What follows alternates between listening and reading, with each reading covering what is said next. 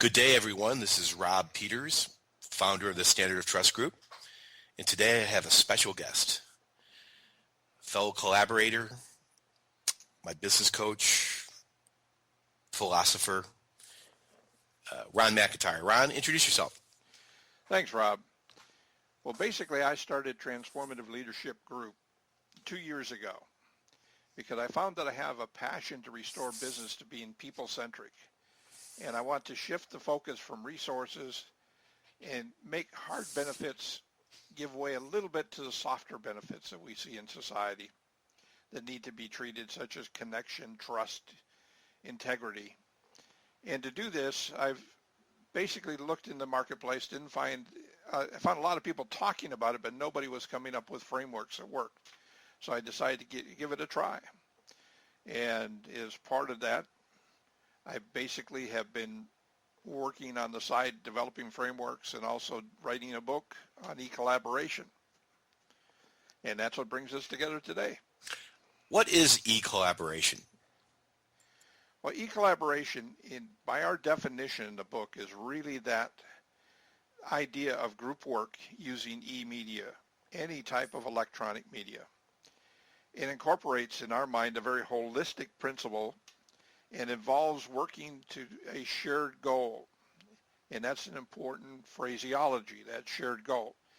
It entails collectively sharing ideas, often from different continents and cultures, and providing inputs on aspects of development, managing, and common elements, and ultimately delivering a very successful product or service to the end user, customer, or business. It combines multiple forms of communication, social interaction, and problem solving, all within an organized and protected environment. So hence we see it as we mentioned before in the definition, a holistic approach. And that's how we basically built the book, was around that entire concept. Now, this is a very timely and hot topic. So how does e-collaboration affect businesses today? Well, many companies today are struggling with developing strong global relationships and processes that will allow them to work seamlessly across time zones, culture barriers, and language barriers. They've tried the proverbial command and control methods only to have them fail or at least be mediocre at best in terms of performance. So what many companies have tried to do with e-collaboration is to do it using only the technology and not worry about adjusting culture or behavior of the participants. And we found that this is a very critical error. E-collaboration, by our definition, forces you to deal with the culture change if you are going to do it correctly and effectively. So hence, e-collaboration requires accountability and responsibility by all participants. But it works much better if there's a high engagement and, in your terminology, a high relationship capital account amongst the members. There needs to be a unified passion and vision to really allow for growth within these companies.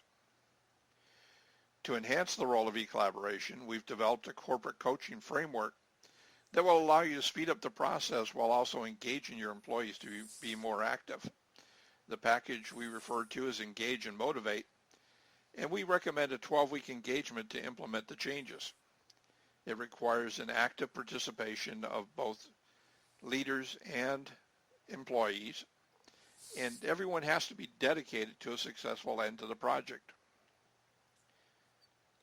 Interesting, Ron. It seems to me this is becoming much more strategic than first thought by business leaders. Now, this book, how can my audience and our audience find out and get this book? Well, it's easy. All you have to do is go to Amazon. It's a Kindle book. Just look up Together Works, The Ultimate Guide to Effective Leadership, and order it online. Or you can send me an email at ron@rwme.com, and I will connect you with being able to set it up and purchase it.